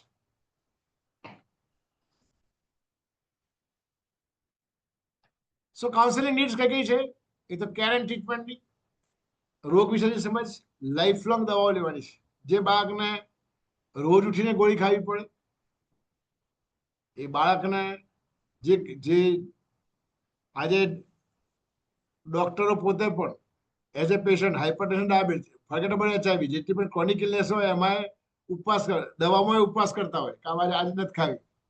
ઘણી વખત ડબલ ડોઝ ખાય કે એનો રસ ખાઈ લેવાનો હોય, એવું ચાલતું હોય ને. તો ત્યાં લાઈફ લોંગની વાતો આવે છે, ત્યારે આ તો એક દાવ તો નહીં ખાય ચાલશે, ત્યાંથી મને બાળક તો ભૂલી જતું હોય. અને એમાં જે વર્ટિકલ ટ્રાન્સમિશન બાળક આવ્યું છે, જેમાં OI જલ્દી થાય, ઇમ્યુનિટી ડેવલપ થતી હોય, ત્યારે વાયરસ અંદર બોડી પડ્યું છે. એ ક્રુશિયલ ફેઝમાં એને વાયરોડ સ્ટ્રિક્ટલી કંટ્રોલ રાખવો જવાબદારી આપણી છે, બાળકને ખબર નથી. એટલે adherence in the adolescent is important thing. એ જો આપણે વર્ટિકલી ટ્રાન્સમિટેડ એડોલેસન્ટ હશે, એમાં દવા નિયમિત ના ગઈ તો બાળક ડેફિનેટલી ફાસ્ટ પ્રોગ્રેસ થશે અને મૃત્યુ પામશે, એનો વિકાસ નહીં થાય. એટલે ઘણી વખત મા બાપ પણ ધ્યાન ના રાખતા હોય તો એની નિયમિત દવા, એટલે વાતો પણ એવી રીતે એની ખાલી જે સ્ટ્રીપ ચેક કરતા હોય તો એમાં પણ કહેવાનું, વાત કરતા કરતા ફ્રેન્ડલી વેમાં માંગવાની, લેતો આવ્યો કેમ ના લઈ આવ્યો. જે વાત એને મા બાપને કે આપણને કહેવાની ટેવ પડવી જોઈએ. એને ખબર નથી કે મારે લાઈફ લોંગ ટ્રીટમેન્ટ લેવાની છે. એને ખબર નથી કે ગોળી બાર દઈશ તો મારો વાયરલ વધશે તો મારું ફિઝિકલ ડેવલપમેન્ટ મને OI થઈ જશે, ખબર નથી. એને ખબર નથી કે મારે CD4 રેગ્યુલર કરાવવું જોઈએ, વાયરલ કરાવવું જોઈએ. ઘણી વખત દવાઓ ચાલુ બંધ થાય એના કારણે થઈને ડ્રગ રેઝિસ્ટન્સ જોવા મળે, તમારે ટ્રીટમેન્ટ ફેલ્યોર મળે. એને ખબર નથી. તો જે અમારી પાસે આણંદમાં 5 પેશન્ટ છે જ્યાં અમને પ્રાઇમરી ડ્રગ ફેલર મળ્યું છે. વાત એમ છે કે એઝ અ કાઉન્સેલર આપણે એની દવાની એડરન્સ પર ઇમ્પોર્ટન્ટ છે. એડરન્સ, સાઇડ ઇફેક્ટ દર વખતે પૂછવાનું, બેટા કેને એવું થાય છે? નાનો પ્રશ્ન.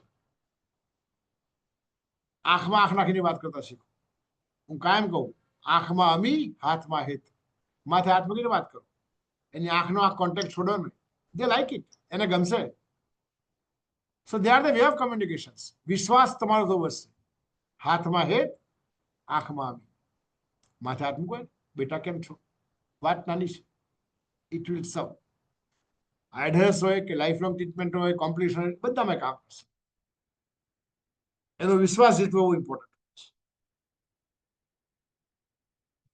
Sex and HIV now I मैं बच्चा नहीं हूं. एक पिक्चर डायलॉग હતો, મને યાદ નથી આવતું.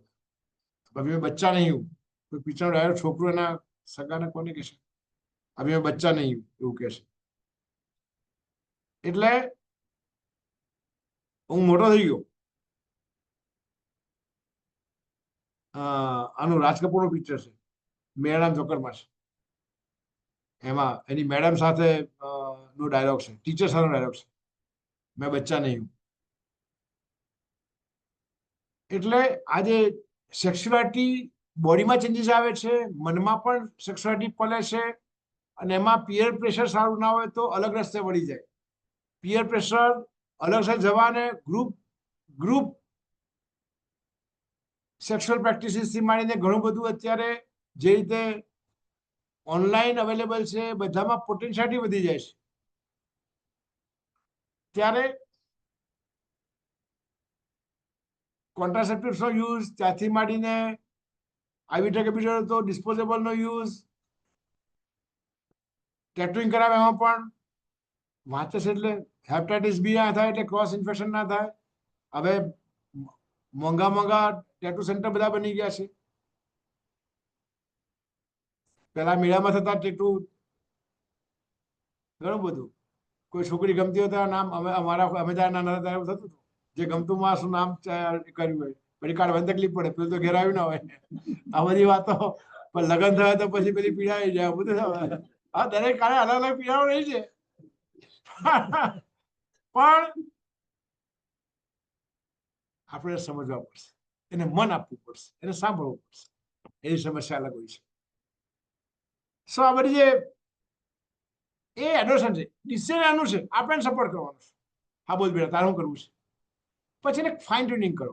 તારે આમ કરવાનું છે, તું નહીં હેડ આપણને એમ કે પણ અચ્છા બહુ સારું બેટા, પણ આંજણીને બેટા આમ કર્યું તો બધા સારું. એમ એને ફાઇન ટ્યુનિંગ કરશો તમે સ્વીકારશે.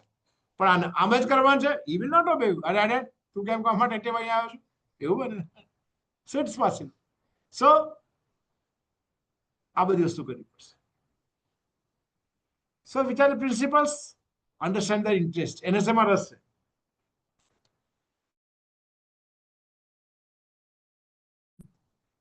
વી હેવ ટુ રિસ્પોન્ડ. આપણે રિએક્ટ ના કરવાનું.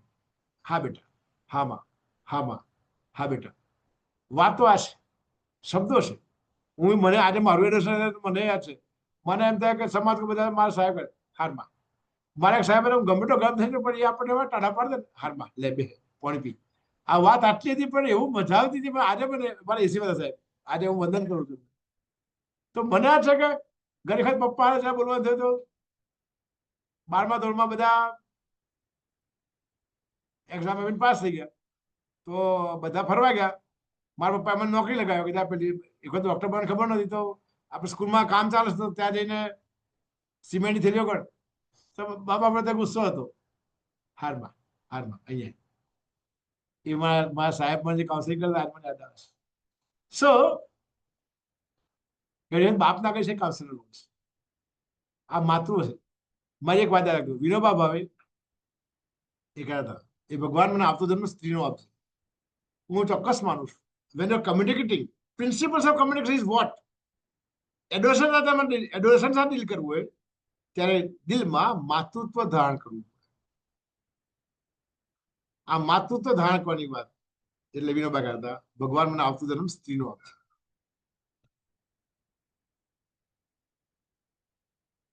એક મહત્વની વાત ન્યુટ્રિશન કાઉન્સેલિંગ યાદ રાખવાનું છે. એને ખિસ્સાને કયું પરવડે છે. જો ન જ પરવડે એવું હોય તો વ્યવસ્થા કરવામાં હું શું કરી શકું. હું કેટલું દાન લઈ આવું ને હું આપું. મારા પહેલા પગારમાંથી હું 5,000 રૂપિયા દાન આપું. મારા કઈ પણ રીતે મારા ઘરમાં કોઈ સારો ખોટો પ્રસંગ છે, માતાજીને 2 સુધી ઓછી ચડાવશું, પણ આ જો બાળકોના ન્યુટ્રિશનનું ધ્યાન રાખશું આપણે, તો મારા સેન્ટરમાં કેટલા બાળકો આવે છે, કેટલી પ્રેગ્નન્ટ બહેનો આવે છે, HIV બધા TB વાળા કેટલા છે. આવો એક આંકડો કાઢશો આપણે ખબર પડશે કે મારા સેન્ટરમાં ન્યુટ્રિશન રિક્વાયરમેન્ટ વાળા કેટલા લોકો છે. જો એ ખબર પડી જશે આપણને તો આપણે નાનું મોટું દાન ક્યાં. આ દેશમાં દાનની કોઈ કમી છે જ નહીં. માત્ર તું ટંકારતો ના. આપણે પોતે પણ આપણા 500 ને બદલે 400 100 રૂપિયા આપણે દાન આપવાની આપણી માનસિકતા છે.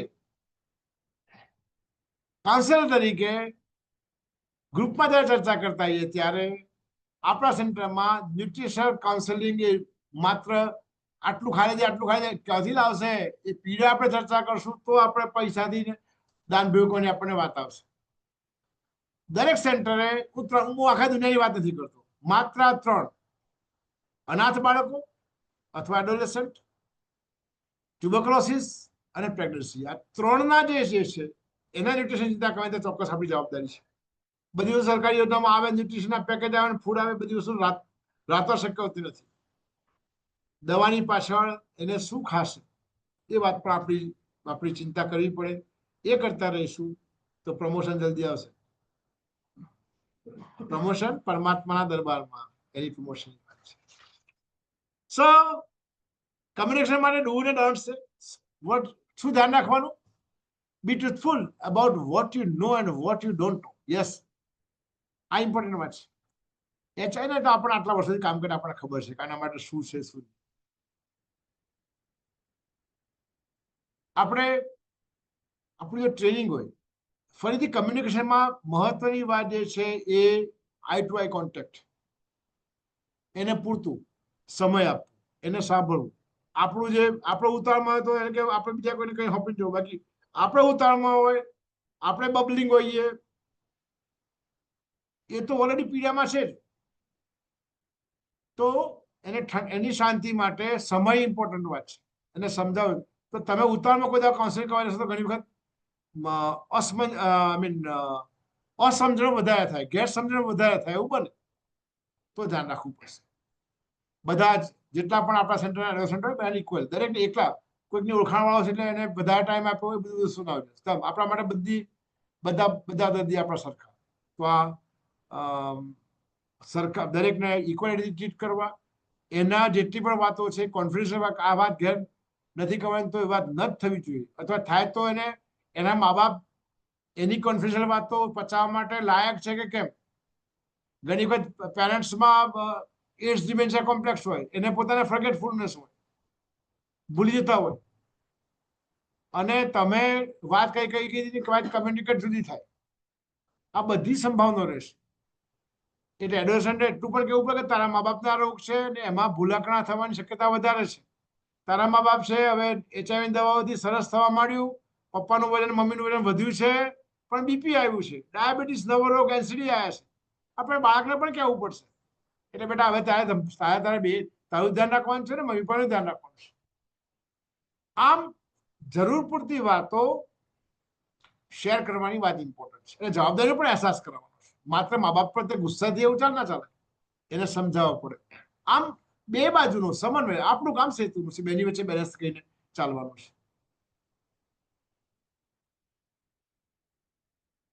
અડધી પડધી વાતો ના કરવી. જે ડોન્ટ છે એમાં threatening to break confidentially for their own goods. આપણે એમ લાગે એના બાળકના ભલા માટે. બાળક કોઈક વખત માનો કે સમાચારમાં કે કોઈ મિત્રો બધા ભેગા થઈને there some visit of the FSW, એને આપણને શેર કરી અને આપણે તરત જ એના મા બાપને કહી દીધી અને પેલા એને મારે, તો તમારા પણ વિશ્વાસ ગયો એનો, અને અલ્ટિમેટલી જે તમારે જોઈએ છે કે ફરતી ત્યાં ન જાય એ તો થયું જ નહીં. એના કરતા એને બેસીને આ પહેલી વખત ગયો પણ તારા એના શું ગેરફાયદા છે, શું તને થઈ શકે એ વાતની વાત કરી તને એને એને રેડ કાર્ડ બતાવવું પડે કે આ રસ્તો તું જઈ રહ્યો છે, રસ્તાના આ ભયસ્થાનો છે, એ વધારે કામ કરશે. સો આ વાતો ઇમ્પોર્ટન્ટ છે. મેડિકલ ટર્મિનોલોજી વર્સિસ કન્વેન્શનલ, એ જેટલા પણ શબ્દો મેડિકલ ટર્મિનોલોજી તમે ઓપોર્ચ્યુનિટી ઇન્ફેક્શન બોલે એવું ના ચાલે, પણ જે મગજમાં ફંગસ થાય કે કેન્સર થઈ શકે, કેટલું બધું થઈ શકે. એક જ વાત રાખવાની છે કે બાળકના જે એડોલસન્ટ છે એને કેટલું પચી શકે એમ છે એ પ્રમાણે આપણે બોલવાનું છે. એનું મેન્ટલ લેવલ કેટલું છે. મેન્ટલ લેવલને આઈક્યુ સાથે કોઈ મતલબ નથી. ગમે ધર્મ ભરતો હોય પણ ઘણી વખત એની પોતાની મનના બફારા, આ આખો ફેસ બફારાનો છે, એટલે એના બફારામાં આપણે એને ઠંડક આપવાની છે. એ ચારે પાસે અનેક સમસ્યાઓથી પીડાતું હોય છે. So there are 5 A's: assess, advise, agree, assist and arrange. એટલે કોઈ પણ એડોલસન્ટ જ્યારે ટ્રીટ કરીએ ત્યારે એસેસ ધ,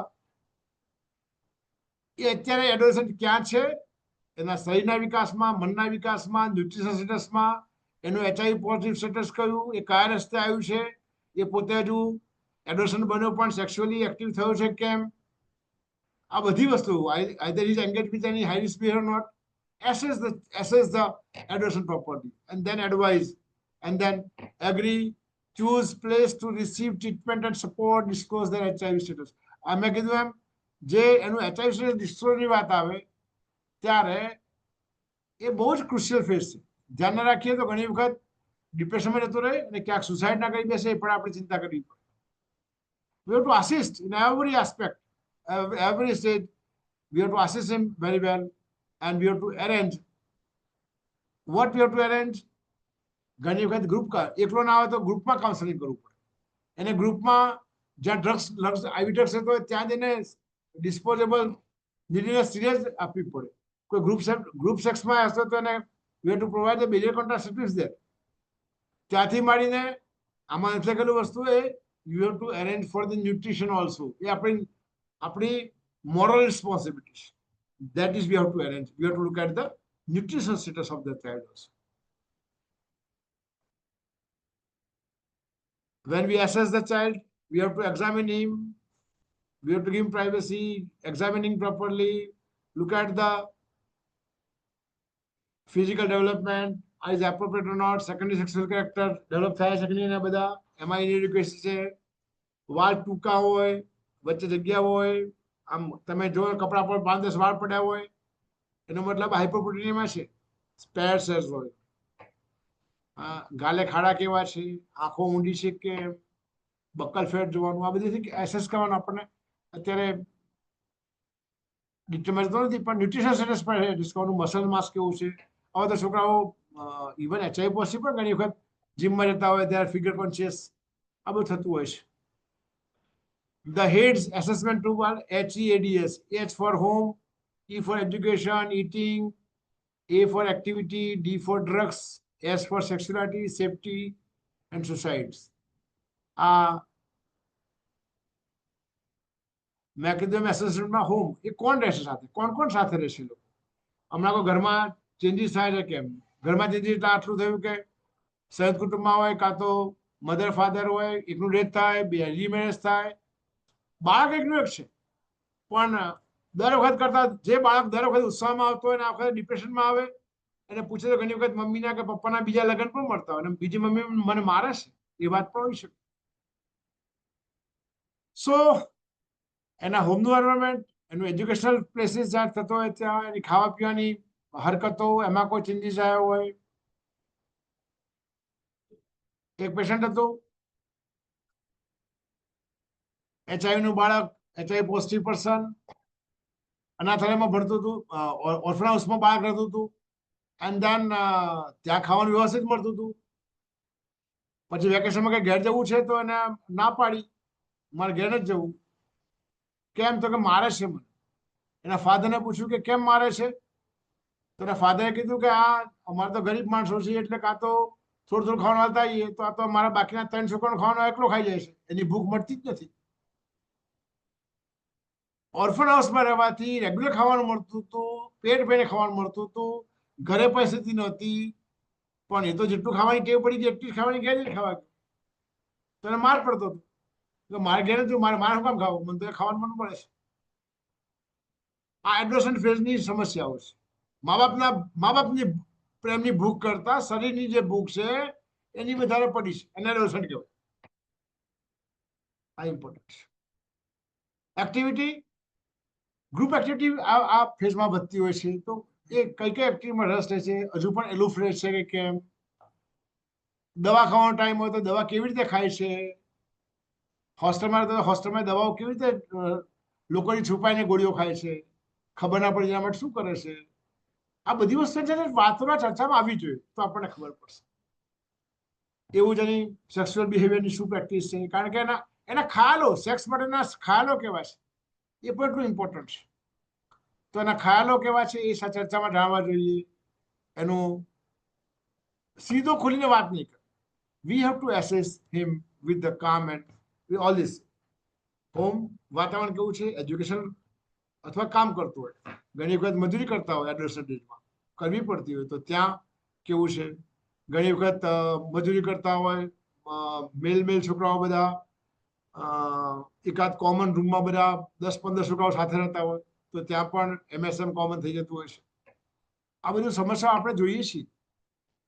તો એજ્યુકેશન અથવા એમ્પ્લોયમેન્ટ લેવલ ક્યાં છે, એની રહેવાની પરિસ્થિતિ, આ બધી વસ્તુઓ પર, અને એમાં કઈ કઈ પોટેન્શિયાલિટી છે કે વિચ કેન, એના મિત્રો કાં તો એનું વાતાવરણ, ત્યાં એવું શું વાતાવરણ કે એને હાઈ બિહેવિયરમાં ઢાળી શકે છે, તેમાંથી એને બચાવવું પડશે આપણે.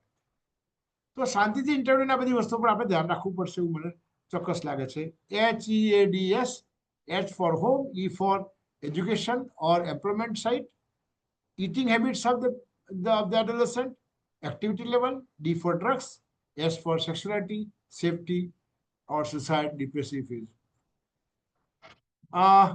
We have to do physical examination after the consent of the adolescent, and we'll focus on the whether sexual development is proper or not, nutrition status આપણે જોઈ લેવાનું બધાનું. જે ચાઇલ્ડ વર્ટિકલ ટ્રાન્સમિશનથી છે એના ડેવલપમેન્ટ ગ્રોથ જો ચાર્ટ અવેલેબલ હોય, આપણી પાસે ઘણી વખત એડલ્ટ સ્ટેટમાં આવ્યું હોય, બાળક પહેલેથી આવતું તો પહેલી વખતે, નહીં તો આપણી પાસે સેન્ટરમાં આવે ત્યાંથી આપણે ત્યાં જોવું પડશે કે એના ડેવલપમેન્ટલ ગોલ, એ બાળક નોર્મલી નોન HIVમાં પણ અત્યારે માલન્યુટ્રિશન ઇઝ સો કોમન, તો આમાં તો પોસિબિલિટી વધારે છે. તો આમાં તો એક તો માલન્યુટ્રિશન કોમન છે, એમાં ઇન્ફેક્શનનો બીજા રિસ્ક છે, એડિશનલ OI થયા કરે. તો આપણું બાળક જે પહેલી વખત આપણી પાસે આવ્યું તેની પાસે શું સ્ટેટસ છે આપણી પાસે આવ્યું એ પણ જોવું જોઈએ. અને રેગ્યુલરનું વજન કરતા રહેવાનું, ઊંચાઈ કરતા રહેવાની, આપણને આઈડિયા આવે કે એનો ગ્રોથ ચાર્ટ પ્રોપરલી છે કે નહીં. 3-stage counseling for the ARTs, preparedness counseling, adherence counseling and follow-up counseling. આ જેમ એડલ્ટ માટે કરીએ છીએ એના કરતા આમાં બાળકોની પોતાની સમસ્યાઓ, પર્ટિક્યુલરલી જો હોસ્ટેલમાં રહેતા હોય અથવા સ્કૂલમાં કોઈ દવા ખાવાનો ટાઈમ થયો હોય તો એ વખતે ગોળી કેવી રીતે ખાય છે, અને કારણ કે બાળકો તો ત્યાં દફતર ફેંકતા હોય તો એ ગોળી કેવી રીતે ખાય છે, વાતો નાની વાત કેવી રીતે છુપાવે છે. ઘણી વખત બધા રમવા જતા સુધી બેઠો હોય પછી ગોળી ખાઈને જાય, રમવા એવું પણ બને. તો આ વાતો બધી આપણે પૂછવી પડશે. એને વાત પૂછવી ને, ખાસ સાહેબ મારી વાતનું ધ્યાન રાખજો, વાત નાની છે પણ વાતને આપણે એડ્રેસ કરવી પડશે. પછી બાળક ગોળી ના ખાતું તેને કારણ જણાવવું પડશે, to know the reasons for their non adherence, અને પછી આપણે એને એ કરવું પડશે. વી હેવ ટુ કઈ કઈ ટોક્સિસિટી થઈ શકે એનું આપણે ધ્યાન રાખશું, અને કહીશું હોય તો એને પાછા બોલાવવાનું કહીશું. ફરીથી કહું છું, જો એની સાથે ફ્રેન્ડશિપ કરાવશું, એના મિત્ર બનશું તો એને મજા આવશે. And to give a phone તમારે તમે વોટ્સઅપ કરીને મેસેજ કરો, એ પણ મિત્રતા કરાવશું આપણે, તો ઘણી વખત આપણે વધારે સારી રીતે ટ્રીટ કરી શકીએ એવું હું માનું છું.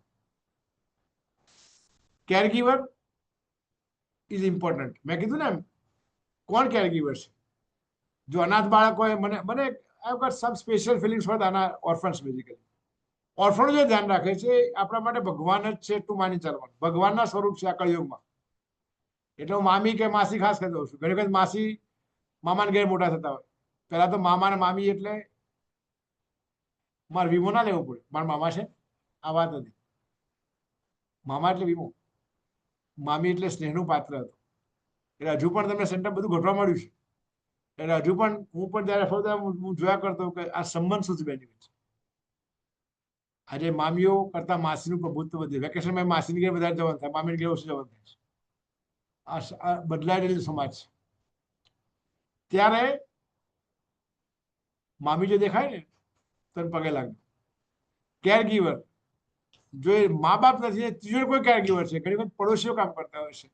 મા બાપ મરી ગયા, દાદા દાદી આવતા હોય છે. દાદા દાદી પોતાની સમસ્યા હોય, જેનેટિક સમસ્યા હોય, એમાં એ સેવા કરતા હોય, તો ત્યાર એને તમે વાત કરશો, એને શાંતિથી વાત કરશો, તો એ તમારા વાતના કારણે બાળકનું વધારે સારું ધ્યાન રાખશે. વાત આપણી છે. So we have to take care of the caregiver. માતા છે કાઉન્સેલિંગમાં એની ઉંમર પ્રમાણે, એની સમસ્યાઓ પ્રમાણે. ઘણી વખત કોઈ જોબ કરતા હોય તો એને પ્રાયોરિટી લઈ લો. આવી નાની મોટી એને સગવડતા કરી દઈએ. ધ્યાન રાખવું પડશે. કેર ગીવરનું ધ્યાન રાખશું તો બાળકનું ધ્યાન વધારે સારું રખાશે. અને કેર ગીવરને ખાસ ઓલ અબાઉટ એઆરટી, જે સાઇડ ઇફેક્ટ છે, ન લેતો તેના કારણો જાણવાના, આથી બધી વસ્તુઓ.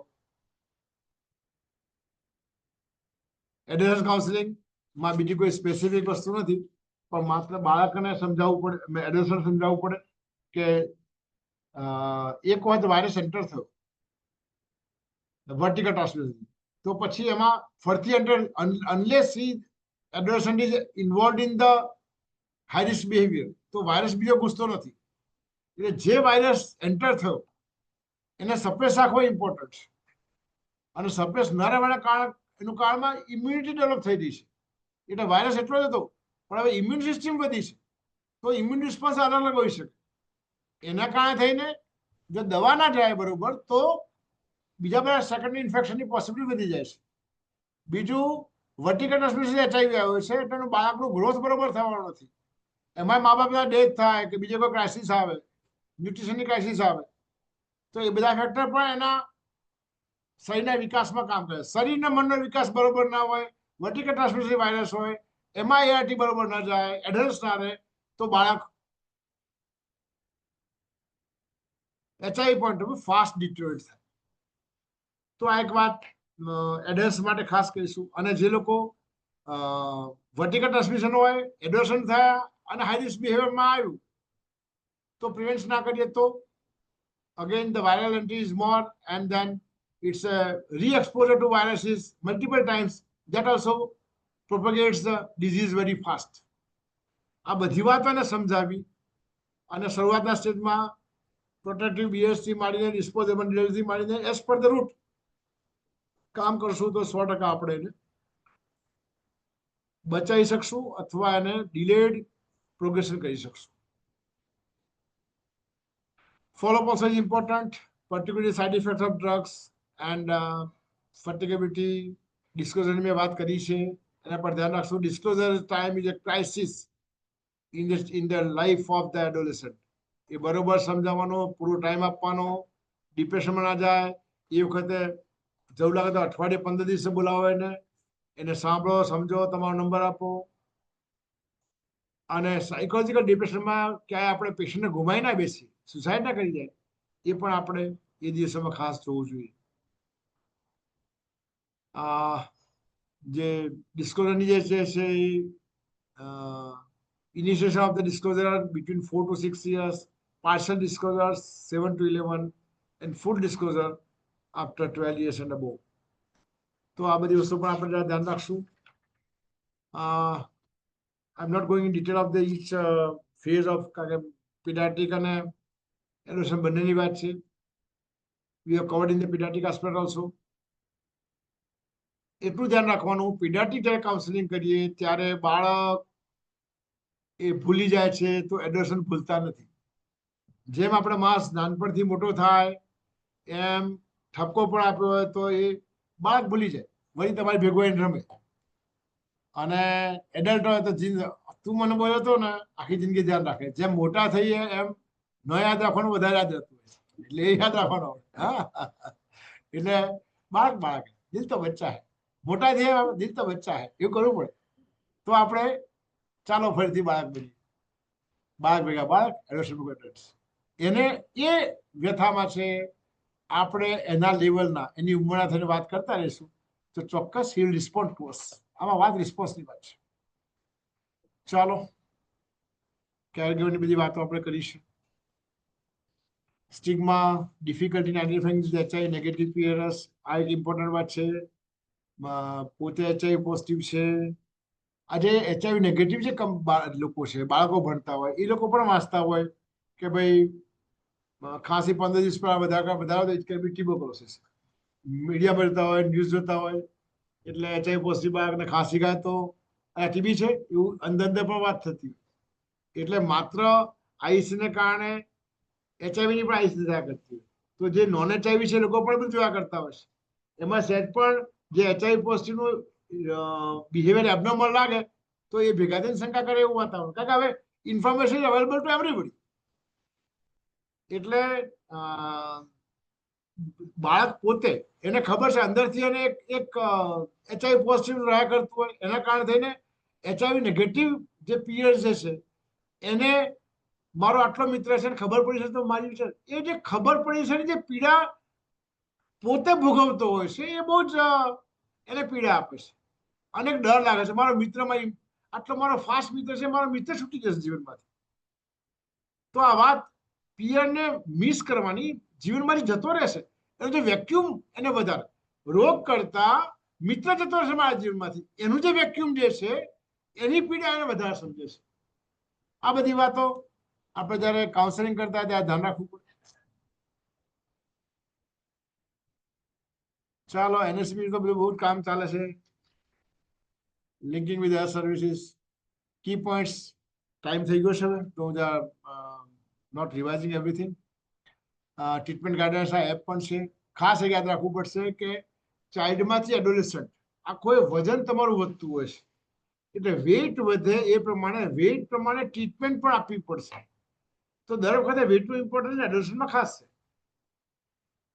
તો વજન નથી વધતું તો ન્યુટ્રિશન સપોર્ટના કારણે નથી વધતું કે ખરેખર ડિઝીઝ પ્રોસેસ વધી રહ્યો છે. So every time we have to answer why weight is not increasing. વજન વધવાની તો કાંઈ નહીં, પણ જો ઘટતું હોય તો this can be nutritional issue or it can be A drug resistance.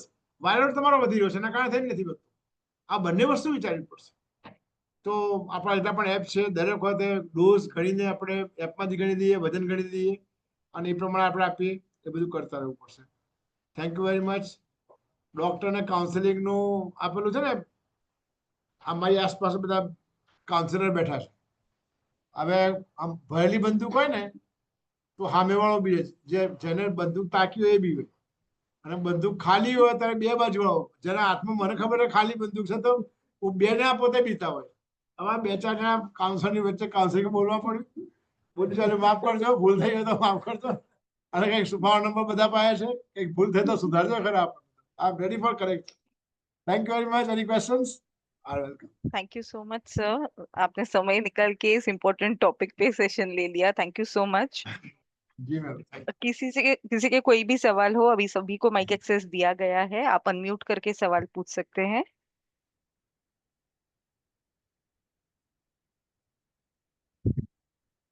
किसी को कोई सवाल करना हो तो प्लीज आप माइक अनम्यूट करके सवाल पूछ सकते हैं, या तो आपका सवाल चैट बॉक्स में डाल सकते हैं.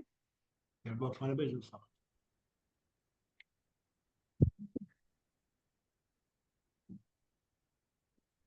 So I don't think there are any questions. અમારે છે પોલીસ વાળો બેન નીકળે, લાડવા ઓછા હોય ને તો પોલીસ વાળા મોકલવાનો, કોણ દો લાડુ, એટલે કોને પ્રશ્ન છે એમ પૂછે, કોઈ પૂછે નહીં. वो हिंदी में बोलो, आपको हिंदी में नहीं बता. हाँ हाँ सर. वो लड्डू कम दे तो पुलिस वाला को बुलाया, वो लड्डू पर पड़ोस ले जाओ. फिर वो पुलिस वाले ने, किसको चाहिए लड्डू, किसको चाहिए लड्डू. ऐसा है. नहीं, हम बड़े प्यार से पूछ रहे हैं सर, किसी का सवाल हो तो. नहीं आप तो कोई जाओ. धमकी नहीं है. Thank you very much. Thank you so much, sir. Thank you. We'll quickly run the feedback poll, sir. Kiran sir, can we have the feedback poll, please? Unmute कर दे। Thank you. Feedback poll is now visible on your screen. सभी participants को request है कि feedback पोल के जो प्रश्न है उसके उत्तर पे क्लिक कीजिए। आपको जो भी सही प्रश्न उत्तर लगे उस पे क्लिक कीजिए। टोटल 5 सवाल दिए गए हैं।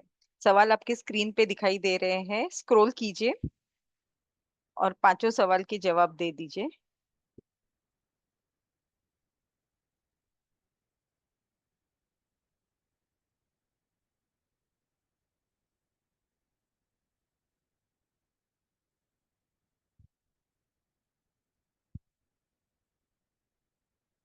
Requesting all the participants to please attempt the feedback poll.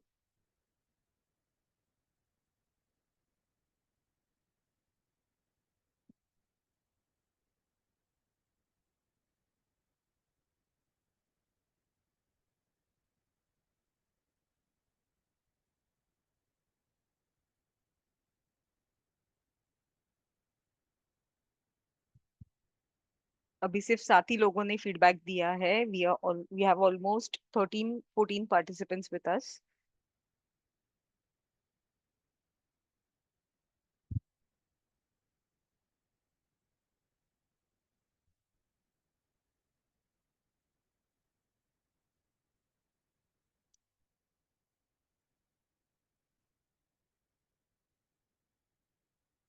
Kiran sir, we can end the feedback poll.